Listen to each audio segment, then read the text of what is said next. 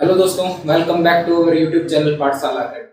दोस्तों, क्लास 11 की फिजिक्स हम पढ़ रहे हैं और इसके अंदर पहला चैप्टर हमने कंप्लीट कर लिया था। वो था फिजिकल वर्ल्ड, यानी भौतिक संसार, और उसके बारे में जो जो कॉन्सेप्ट थे, जो जो थ्योरीज थी, वो हमने पढ़ ली थी। अब बात आती है सेकंड चैप्टर की, यानी इस यूनिट का जो सेकंड चैप्टर है, units and measurement. Units and measurement, unit मतलब इकाई और मेजरमेंट मतलब मापन। ठीक है, यूनिट्स को पढ़ने से पहले क्या देखते हैं कि मेजरमेंट जरूरी क्यों है। देखिए, जब भी आप कोई कार्य करते हैं या किसी कोई चीज, आप मान लिया मार्केट जाते हैं, खरीदने के लिए जाते हैं, ठीक है, मान लिया आपको फ्रूट ही खरीदने, तो आप क्या बोलने में जाते हैं कि 1 kg एप्पल दे दीजिए या फिर और कोई फ्रूट दे दीजिए। आप अब मान लिया बनाना लेने हैं तो क्या बोलेंगे, 1 डजन बनाना बोलेंगे। तो हर चीज को मापने के लिए कुछ ना कुछ एक स्टैंडर्ड की जरूरत होती है। ठीक है, उस आर्बिट्रेरी और यूनिवर्सली एक्सेप्टेड जो रेफरेंस है उसको क्या बोला जाता है दोस्तों, यूनिट बोला जाता है। यानी ऐसा कोई रेफरेंस, ऐसी कोई इकाई जिसको, जो आर्बिट्रेरी है, आर्बिट्रेरी मतलब जिसकी वैल्यू कुछ भी हो सकती है, ठीक है, और इंटरनेशनली एक्सेप्टेड है।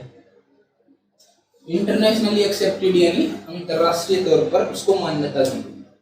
अब देखिए कि इंटरनेशनल तौर पर क्या है, मान्यता होनी चाहिए, और आर्बिट्रेरी। अब देखो, डजन के अंदर जैसे 12 थिंग्स, यानी डजन हम जब बोलेंगे तो उसके अंदर 12 चीजें होंगी। वो 12 चीजें कुछ भी हो सकती है। ठीक है, तो डजन का मतलब क्या हो गया, 12 थिंग्स। वो थिंग्स अलग अलग हो सकती है, कुछ भी हो सकता हो, तो डजन का मतलब हो गया 12। ऐसे ही अलग अलग चीजें हैं, उनको मापने के लिए अलग अलग इकाइयां बनाई गई। ठीक है, मापना क्यों जरूरी है दोस्तों, कि मापने के बगैर काम नहीं चलता। ठीक है, अब हम जाके किसी को बोल लेंगे कि हमें मान लिया 1 kg बनाना, 1 kg एप्पल लेने हैं, तो उसको ये जाके तो बोलना पड़ेगा कि कितना लेना है। ठीक है, आप ऐसे थोड़ी बोल दोगे कि हमें एप्पल दे दीजिए। अब वो आगे जो सामने वाला है वो पूछे तो भाई कि कितना देना है। तो मापना इसलिए जरूरी है क्योंकि मापने के बगैर जो दैनिक दिनचर्या है उसको सुचारू रूप से चला पाना संभव नहीं है। ठीक है, तो मापना जरूरी होता है, हर चीज को मापना जरूरी होता है। अब बात आती है यूनिट्स की। यूनिट जैसे बता दिया दोस्तों कि आर्बिट्रेरी मतलब, आर्बिट्रेरी का क्या मतलब होता है दोस्तों, जो जिसकी वैल्यू चेंज होती रहती है। ठीक है, लेकिन यहाँ पर आर्बिट्रेरी का मतलब क्या है दोस्तों, जैसे एक इकाई है, ठीक है, इकाई को निर्धारित कर देते हैं, किसी भी नंबर पर निर्धारित कर दिया। मान लिया अब डजन है, ठीक है, डजन के अंदर 12 थिंग्स होंगी, तो ऐसा नहीं है कि 12 कोई स्पेशल नंबर है इसलिए ही 12 को चुना है। आर्बिट्रेरी नंबर चुन लिया 12, हाँ 12, हाँ भी डजन के अंदर 12 होंगी, तो ये आर्बिट्रेरी है, कोई मतलब इसका स्पेशल फॉर्मूला नहीं है चुनने का।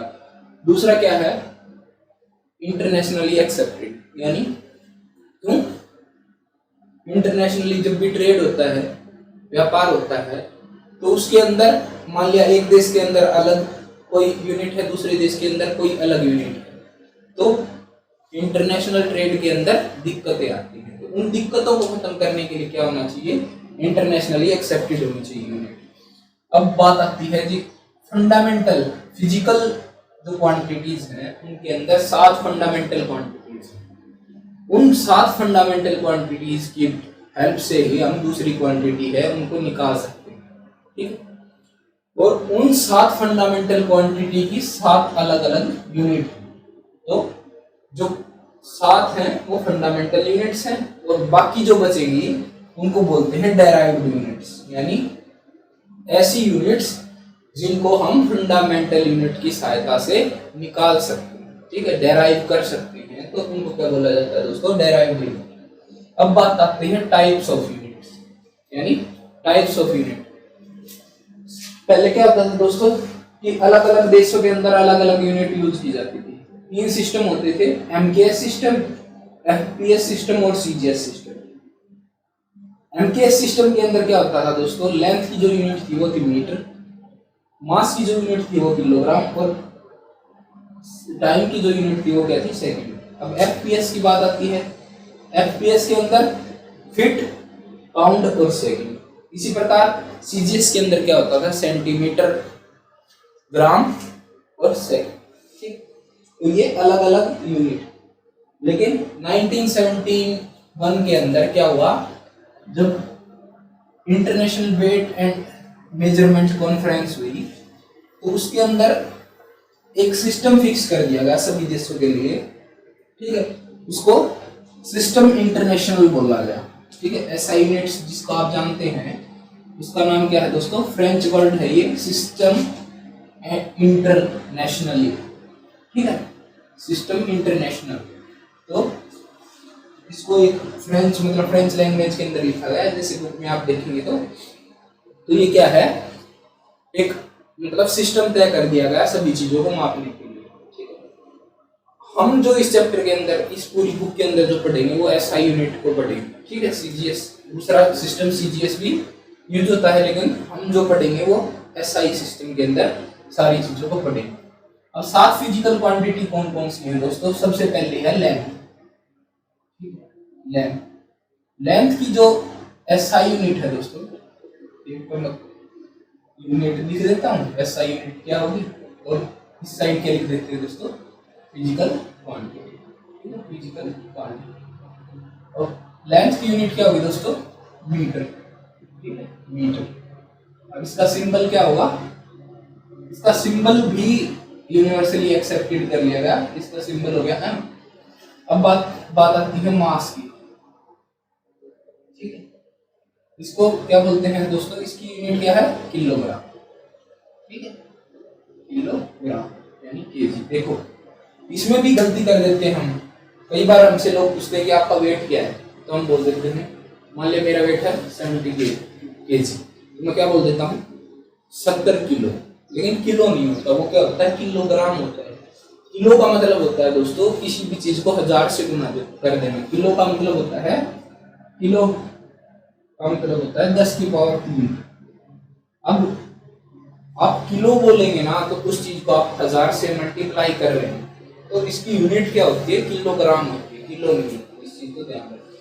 अब बात आती है फिर टाइम। ठीक है, तीसरी हमारी जो फिजिकल क्वांटिटी वो कौन सी है दोस्तों, टाइम। टाइम की क्या होती है दोस्तों, यूनिट सेकंड, और इसका सिंबल क्या होता है, एस।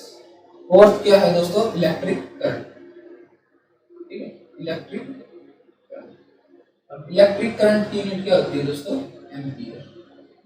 इलेक्ट्रिक करंट की यूनिट क्या होती है दोस्तों, एम्पियर। अब फिर आता है हमारा थर्मोडायनेमिक टेम्परेचर।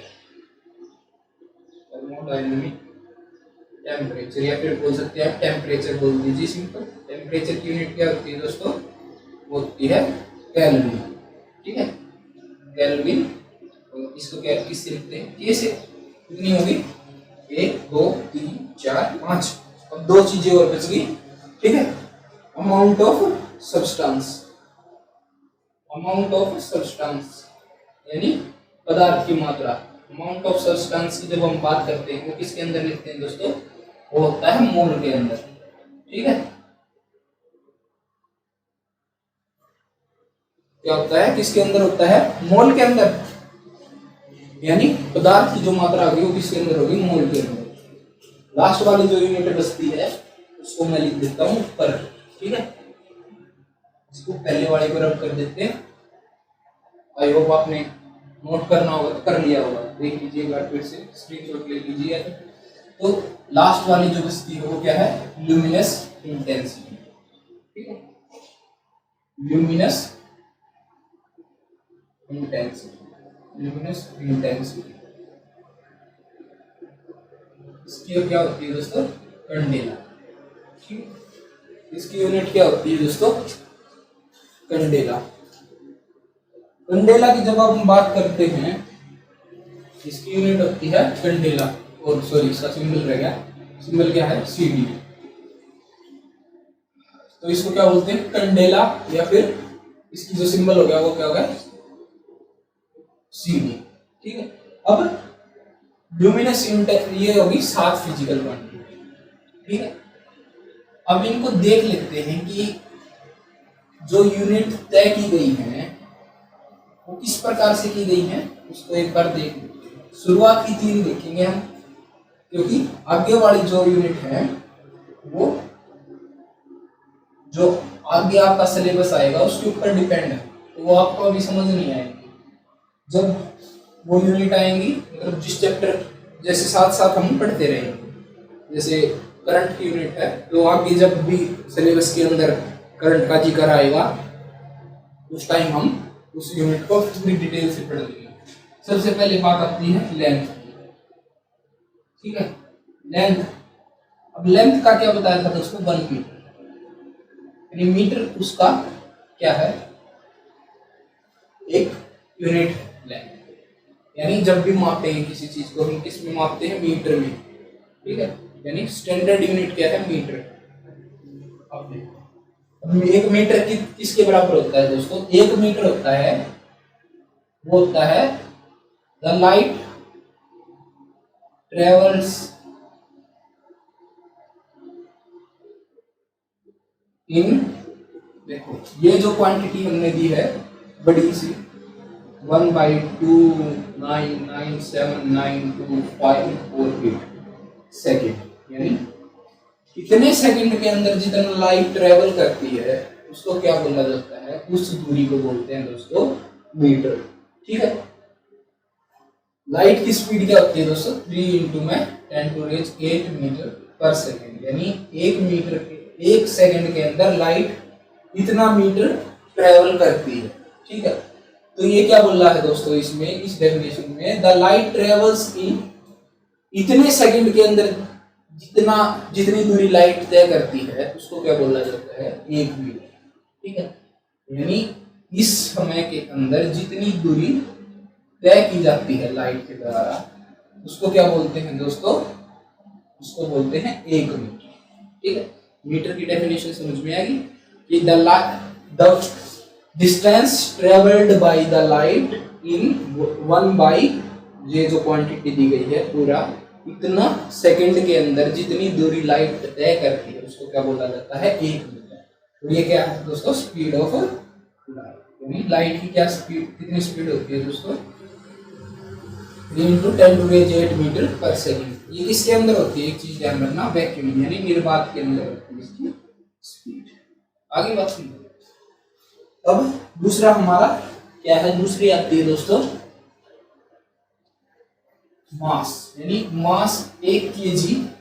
मास किस प्रकार से तय किया गया कि इतना जो मास है उसको 1 kg बोलेंगे। ठीक है, ये तो तय करना पड़ेगा ना कितने मास को 1 kg बोलेंगे। किसको हो सकता है कोई कहे कि भाई इतना मास 1 kg नहीं है, मैं तो इसको 2 kg मानूंगा, तो उसके लिए कुछ ना कुछ ऐसा प्रमाण तो होना चाहिए, मतलब कोई कुछ ना कुछ ऐसा ठोस सबूत तो होना चाहिए जिसके रेफरेंस में और चीजों को 1 kg माना जाए। यानी जैसे मेरे पास ये मार्कर है, ठीक है, अब इसको मैं क्या मान लेता हूँ 1 kg मान लेता हूँ, तो इसके जितना जिसके अंदर सब्सटेंस होगा वो सारी चीजें क्या होंगी 1 kg के बराबर होंगी।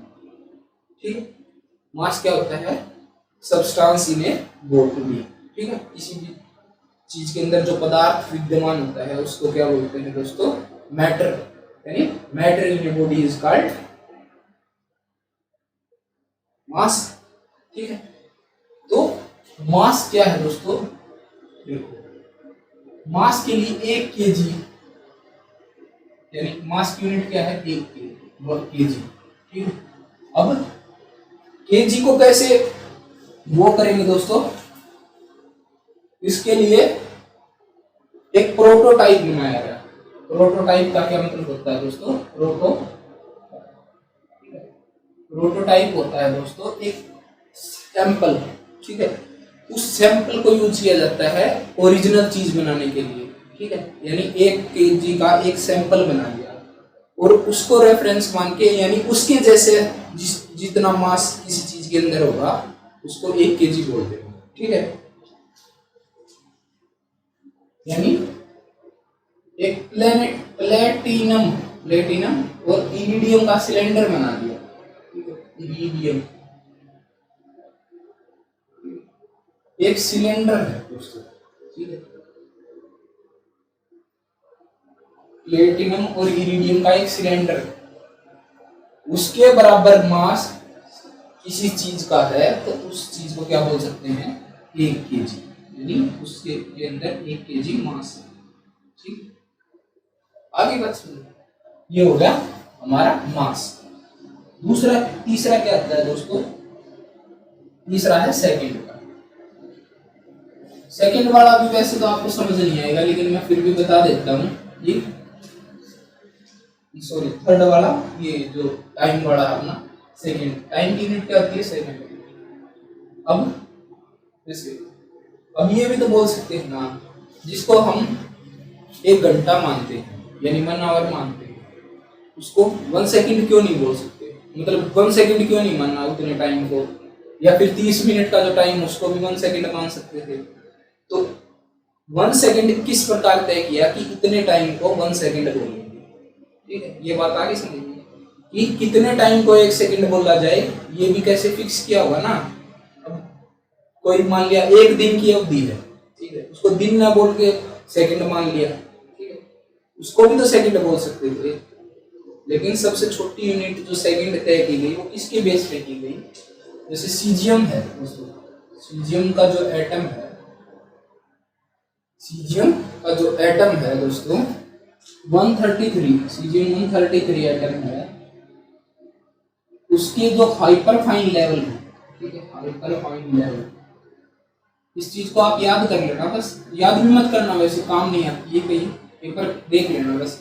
हाइपर फाइन लेवल है, 2 हाइपर फाइन लेवल के बीच में जब इतनी ट्रांजिशन हो जाती है, ट्रांजिशन का मतलब क्या होता है दोस्तों, जब इलेक्ट्रॉन एक स्टेट से दूसरे स्टेट के अंदर जाता है, ठीक है, उसको ट्रांजिशन बोलते हैं, ठीक है। ये चीजें आगे पढ़ेंगे, बस एक बार देख लो, ये वैसे तो कहीं यूज नहीं होती, एक बार समझने के लिए कि सीजियम 133 का जो एटम है उसके अंदर 2 हाइपर फाइन लेवल होते हैं, ठीक है। हाइपर फाइन लेवल के बीच में जब इतनी ट्रांजिशन हो जाती है ना, जितने टाइम के अंदर इतनी ट्रांजिशन होती है उसको क्या बोल देते हैं, 1 सेकंड।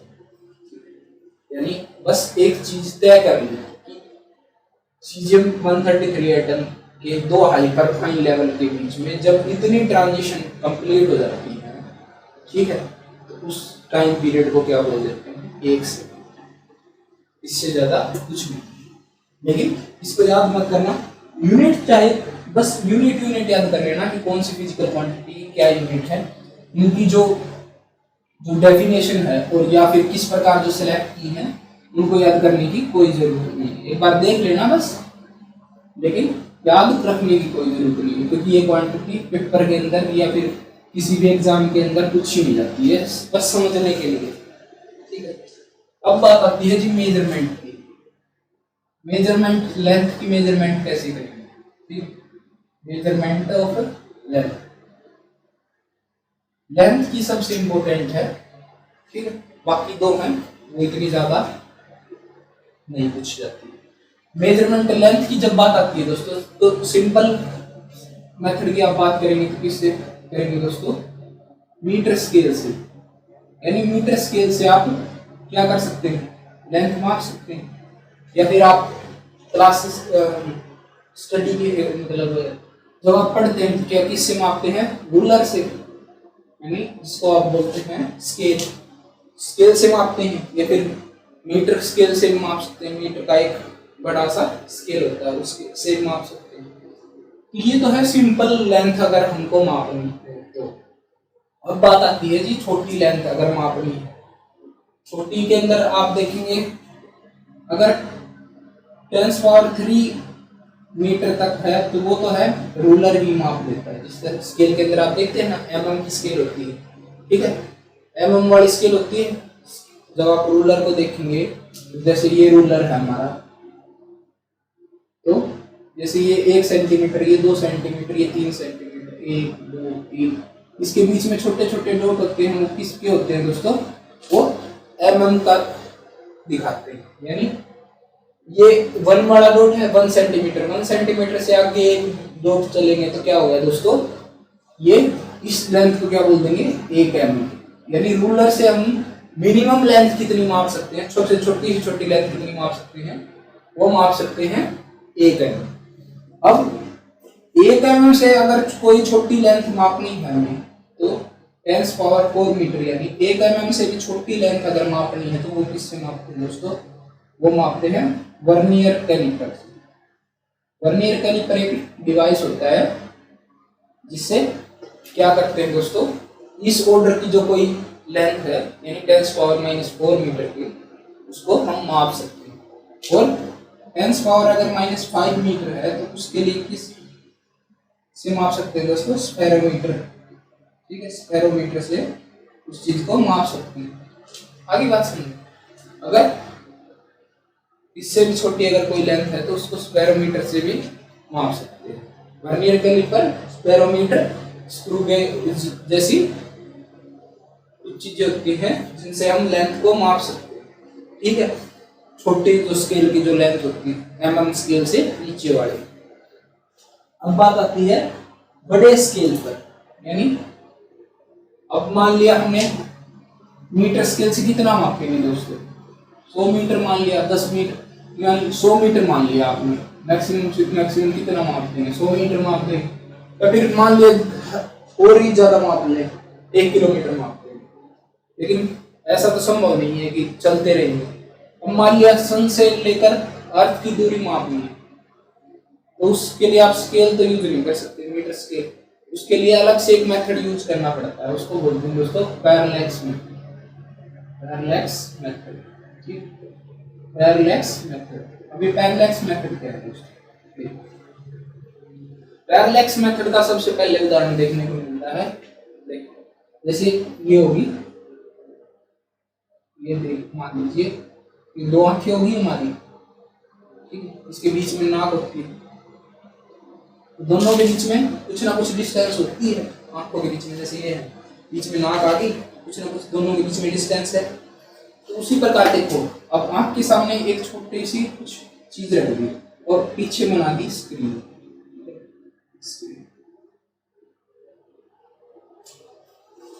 एक बार आप नीचे वाली आंख को बंद करेंगे ना, इस चीज से देखेंगे तो आपको क्या दिखेगा, कुछ इस प्रकार से दिखेगा ये, यानी इसका जो स्पॉट है वो स्क्रीन पे कहाँ बन रहा है, यहाँ पर। और इस आंख को से देखेंगे ना तो एक बार इसको बंद कर लेंगे तो इससे देखेंगे तो इसका स्पॉट कहाँ बन रहा है, इस जगह पे, यानी अलग अलग जगह पे स्पॉट बन रहा है। ठीक है, वो किसके कारण होता है दोस्तों, इस फिनोमिना को बोलते हैं पैरेलैक्स। ठीक है, पैरेलैक्स, इस फिनोमिना को बोलते हैं पैरेलैक्स। और जो इन दोनों के बीच में, दोनों क्या मतलब, इनको क्या बोलते हैं दोस्तों, इनको बोलते हैं ऑब्जर्वर, यानी दोनों ऑब्जर्वर के बीच में जो डिस्टेंस है उसको क्या बोल दिया दोस्तों, बेसिस। ठीक है, बेसिस। ठीक है, आगे बात सुनिए, बेसिस ये किस कारण हुआ है दोस्तों, ये इन दोनों के बीच में जो डिस्टेंस है उसके कारण। ठीक है, तो इस फिनोमिना को क्या बोलते हैं, पैरेलैक्स। देखो अलग अलग जगह पे इसका क्या बनेगा, इमेज बनेगी, एक किस्म से इमेज ही बोल सकते हैं आप। इस साइड से देखेंगे तो ये इस साइड आएगी। ठीक, बहुत छोटी चीज के लिए दोस्तों, लेकिन अगर आप बड़ी चीज देखोगे तो बड़ी चीज के अंदर आपको फर्क दिखाई नहीं देगा, लेकिन अगर छोटी चीज को आप देखेंगे, मान लिया और चीज कुछ भी बीच में नहीं होनी चाहिए, स्क्रीन और इस चीज के अलावा और कोई चीज बीच में नहीं होनी चाहिए। ठीक है, अब देखो इसी से बड़ी चीज कैसे मापेंगे, ये आंखें हैं, इसको हटा देते हैं हम यहाँ से, और चीज रखते हैं ऐसे, और ऑब्जर्वेशन की कोई चीज मान लिया। तो ये 2 ऑब्जर्वेशन पॉइंट थे। ठीक है, इस एंगल, ये जो एंगल बनता है उसको बोलते हैं angle of parallax. Angle of parallels, angle of parallels. अब इस मेथड को यूज करके सन और अर्थ या फिर और सेलेस्टियल बॉडी है उनके बीच की डिस्टेंस कैसे मापेंगे। अब देखो इस साइड देखते हैं। अब ये हो गया कोई दूसरा प्लेन, ठीक है, ये है नीचे हम बना लेते हैं अर्थ, ठीक है, इस साइड में उस साइड बनाते हैं क्योंकि नीचे की तरफ आपको अच्छे से दिखाई नहीं देगा। एक बार इसको रन कर लेते हैं फिर आसानी से समझ में आ जाएगा। तो अच्छा कॉन्सेप्ट है ये पैरेलैक्स वाला, जिससे आपको ये पता चलेगा कि सन और बाकी सेलेस्टियल बॉडी के बीच में जो डिस्टेंस है उसको कैसे मापें। ये आ गया। अब इन दोनों के बीच की डिस्टेंस बहुत ज्यादा है, उसको मापते हैं। अब टेलीस्कोप से क्या करेंगे दोस्तों, ये मान लिया पोजीशन ए है, ये पोजीशन होगी बी होगी। अब किसी एक पॉइंट ए की टाइम पर यानी एट वन टाइम दोनों जगह से एक ही टाइम पर क्या करना है, ऑब्जर्व करना है, ठीक है। किसी एक पॉइंट पे यानी ये हो गया, मान लिया आप इसको मान लीजिए मून, तो ये होगी अर्थ, ठीक है। अब इन दोनों के बीच की दूरी माप ली,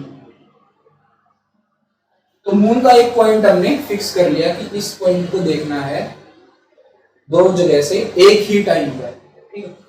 तो एक ही टाइम पे देखेंगे तो क्या होगा, ये देखेगा कुछ इस तरह से, ये है कुछ इस तरह से, ठीक है। आगे बात सुनो, तो अब ये क्या बन गया, इसको थोड़ा सा रब कर देता हूं, मैं ये ट्रायंगल की शेप में मिल जाएगा दोस्तों। देखो ये कर दिया मैंने रब, हो गया। आगे बात सुनो, अब इस वाले पार्ट को और कर देता हूं रब। क्या होगा दोस्तों, एक किस्म से ट्रायंगल ही बन गई, ये ए ये बी, ठीक है। अब ये डिस्टेंस है वो क्या होगी, बहुत ज्यादा है, और ये कर्व शेप है ना, इसको लगभग लगभग हम क्या मान लेते हैं दोस्तों, एक स्ट्रेट लाइन ही मान लेते हैं, ठीक। क्यों, क्योंकि ये जो कर्वेचर है इस और इस लेंथ में बहुत कम डिफरेंस है, ठीक है। इन दोनों पॉइंट के बीच की जो लेंथ है, आप इस कर्व की लेंथ आर्क की लेंथ मापेंगे या फिर सीधे इन दोनों के बीच की लेंथ मापेंगे, तो उन दोनों के बीच में डिफरेंस कम होगा, ठीक है। आगे बात सुनिए, अब इस चीज से यहाँ का एंगल तो पता चल जाएगा कि कितना एंगल सब्सटेंड हुआ, ठीक है। दोनों जगह की बीच की दूरी डी है, ये भी हमें पता है। तो अब बच गई ये दूरी यानी डी और ये डी, ठीक। आगे बात सुनिए, अब हमें पता है कि क्या, या फिर इसको आर्क फॉर्म में भी आप रखेंगे ना तो भी हमें इसका फार्मूला क्या होता है दोस्तों, angle is equal to arc upon radius, ठीक है। तो अब ये क्या है, थीटा है, तो आर की वैल्यू क्या होगी डी, और पाई में डी, ठीक है।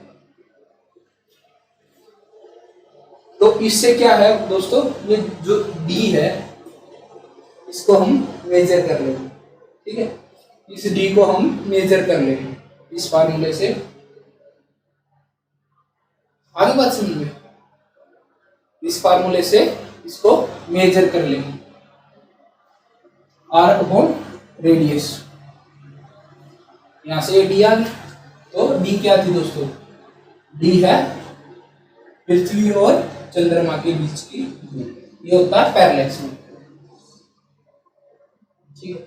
अब देखो, अब इसी प्रकार मान लिया, देखो ये होगी, ये फिर से मैं एक बार बना लेता हूं इसको, ये हो गया अर्थ, ये हो गया मून, इस बार इसको मून रख लेते हैं, ठीक है। फार्मूला दोनों में यही लगेगा, ठीक।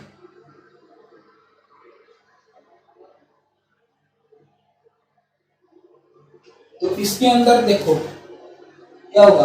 अब मान लिया हमें डायमीटर मापना है इसका, मून का डायमीटर अगर मापना है तो आप क्या करोगे दोस्तों, देखो मून का डायमीटर मापना है तो अब अर्थ के ऊपर एक पॉइंट से हम क्या करेंगे, जो मून के दो क्या है डायमीट्रिकली अपोजिट पॉइंट, यानी ये एक डायमीटर है मून का ए और बी, यानी एक व्यास है, ठीक है। अब इस एक पॉइंट से इन को मिलाएंगे, मिला लिया। तो अब क्या है, ये एंगल हमें पता है, ये डी भी हमें पता है, दोनों के बीच की डिस्टेंस, तो ये डी हम निकाल सकते हैं, तो मून की डायमीटर आ जाएगी इससे। आगे बात समझ दोस्तों। तो इस प्रकार पैरेलैक्स मेथड से क्या कहते हैं, सेलेस्टियल बॉडीज के बीच की डिस्टेंस, और जो दूसरी बॉडीज हैं अर्थ का तो हमें पता है कि कितना है, दूसरी बॉडीज का निकालना है तो इस प्रकार पैरेलैक्स मेथड से निकालते हैं। अब और एक छोटी लेंथ की बात आती है, यानी एटम का साइज मापना है या फिर मॉलिक्यूल का मापना है। तो अब उसके अंदर क्या आता है, ठीक, उसको मापते हैं दोस्तों माइक्रोस्कोप की हेल्प से। उसमें भी जो ऑप्टिकल लाइट का यूज करते हैं उतने ज्यादा कारगर नहीं है, जैसे जो इलेक्ट्रॉन बीम का यूज करते हैं वो ज्यादा कारगर है, जिसमें स्कैनिंग माइक्रोस्कोपी जो हाल ही में डेवलप हुई है, मतलब जो रिसेंट में स्कैनिंग माइक्रोस्कोपी उससे होता है। तो इसको तो आप इतना ही समझिए कि माइक्रोस्कोप की हेल्प से इसको मेजर करते हैं, ठीक है, माइक्रोस्कोपिक जो टेक्निक है उसकी हेल्प से। अब दूसरा हम मास की बात करते हैं, मास को कैसे मेजर करते हैं, ठीक है, मेजरमेंट ऑफ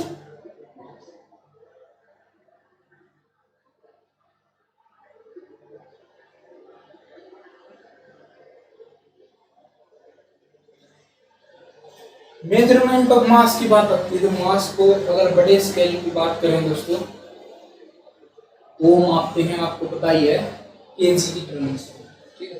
अगर और बड़ी हम बात करें तो फिर क्विंटल में आ जाता है, उससे आगे चलेंगे तो टन्स में आ जाता है। तो इस प्रकार क्या होता है, जैसे 1 केजी है, 1 केजी, फिर 1 क्विंटल में कितना होता है दोस्तों, होता है 100 केजी। और 1 टन की अगर हम बात करेंगे तो उसके अंदर होता है 1000 केजी।